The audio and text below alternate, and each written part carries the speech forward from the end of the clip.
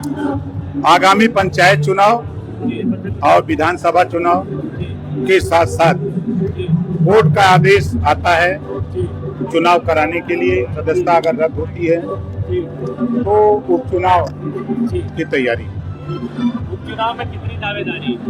100%। काफी विश्वास है आपको अपने अलायंस पे? देखिए, अलायंस में ही सीटें 2017 में मिली थी। 6000 वोट से हम लोग हारे थे। 22 में अलायंस में सीटें मिली, जीते, प्रमाण है। और हमको अपने एनडीए गठबंधन के साथियों पर भरोसा है और योगी जी और मोदी जी, अमित शाह जी पर भरोसा है। इस नाते हम 100% आश्वस्त रहते हैं। अखिलेश यादव से इतनी तल्खी क्या? कोई तल्खी नहीं। देखिए, असल में वो रात भर सोच रहे हैं। इस नाते नाम बोलने के बाद रात भर आ रहा है। अच्छा, क्या होगा? क्यों इतनी नाराजगी है? क्या बात है? नहीं, देखिए, नाराजगी का कारण है कि 4 बार सरकार रही। नाई, गोंड, पाल, प्रजापति, बिंद, केवट, मल्ला, राजभर, चौहान, आरा, कर्कवंशी, बंजारा, बहेलिया, कंगार, जुल्हा, दुनिया, अंसारी, साईं, दर्जी, फकीर, ये सब पीडीए में आते हैं। जी जी जी। लेकिन आपने इनकी उपेक्षा की जी। अब हम कहते हैं कि इनको हक चाहिए। जी। जो 27% आरक्षण है, इसको बांट करके देने की बात देश के प्रधानमंत्री जी से। आपने देखा, रोहिणी आयोग का गठन हुआ, रिपोर्ट भी आ गई, उसके पूर्व राष्ट्रपति के नेतृत्व में समीक्षा भी हो गई। अब वो लागू होने की तैयारी में है। जो प्रदेश में हम लोगों ने राघवेंद्र सिंह जी के नेतृत्व में सामाजिक न्याय समिति की रिपोर्ट तैयार की 7, 9, 11।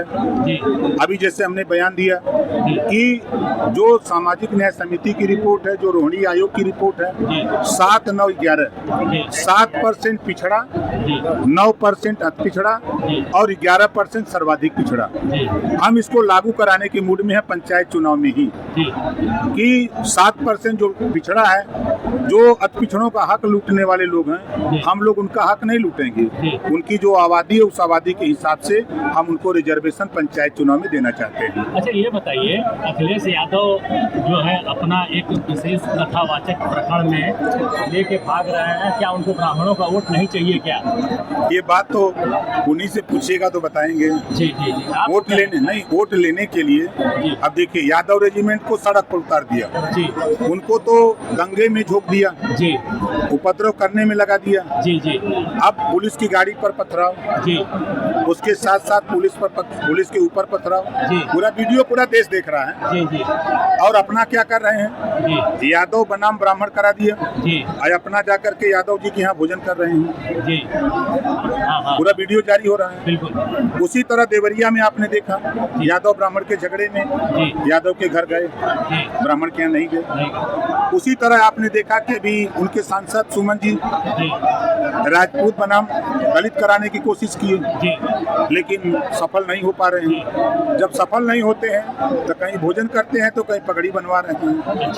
अच्छा, ये अभी चंद्रशेखर का नया मामला प्रयागराज में सांसद ने कह दिया कि हमारे वो लोग नहीं थे जो पकड़े गए, और उस पर अखिलेश यादव ने उन पकड़े गए लोगों का पक्ष लेते हुए कहा कि जिस तरह से इनके साथ सलूक किया जा रहा है, अगर ऑर्डर देने वाले लोगों के साथ हो तो कैसा लगेगा? जैसे कान पकड़ के बैठाए हुए थे, ऐसी इस पे आपकी प्रतिक्रिया? देखिए, कानून का राज है और लॉ एंड ऑर्डर प्रशासन की जिम्मेदारी है, लॉ एंड ऑर्डर को कंट्रोल करना जी। अगर मौके पर किसी घटना में जाने पर अगर उपद्रव हो सकता है जी, तो प्रशासन के लोग वहां जाने से नेताओं को रोकते हैं। ये कोई नई बात नहीं है जी, जी। आप लोगों ने भी देखा, हमने भी देखा, कई ऐसी घटनाएं हुई जहां जाने से प्रशासन मना करता है। हम लोग भी मान गए कि नहीं जाएंगे। अगर जीत करोगे तो आपकी पार्टी के नेता तो भाई स्वाभाविक है जाएंगे।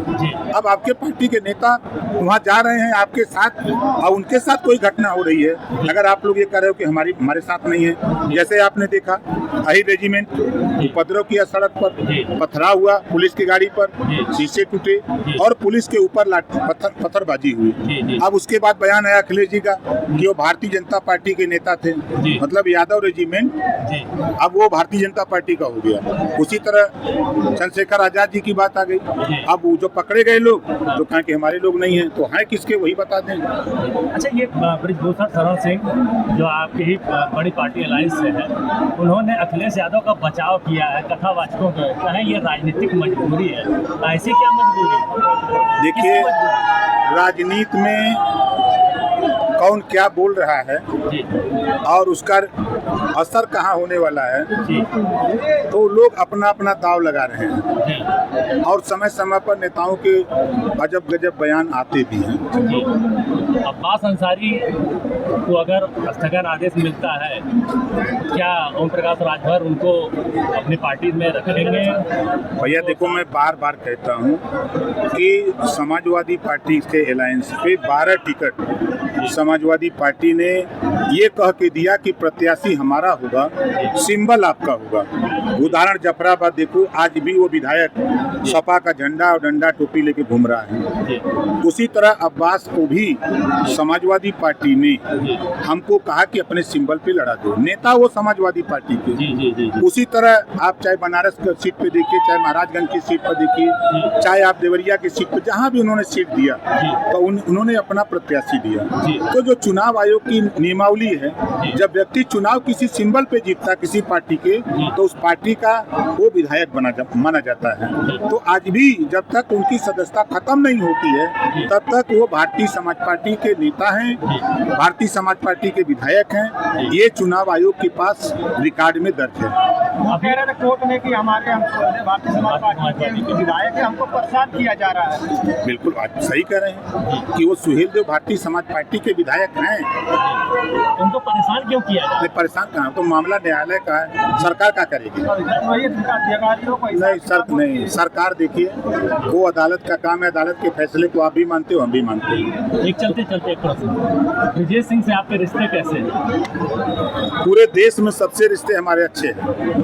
ब्रजेश सिंह के चाहे ब्रजेश सिंह हो, चाहे उदय राठी जी हो, चाहे धनंजय सिंह हो, चाहे अभय सिंह हो, कोई हो, सबसे अच्छे संबंध हमारे हैं। इस नाते अच्छे संबंध हैं क्योंकि हर क्षेत्र में अपना वोट है। राजनीति में जो लोग कदम रखे हैं उनसे सबसे संबंध है। उपचुनाव में कयास लगाया जा रहा है कि ब्रजेश सिंह आपके साथ आ सकते हैं। अभी मुझे ऐसी कोई जानकारी नहीं है। उन्होंने कभी संपर्क किया क्या? संपर्क तो बराबर होता रहता है नेताओं से। जी ठीक है, धन्यवाद।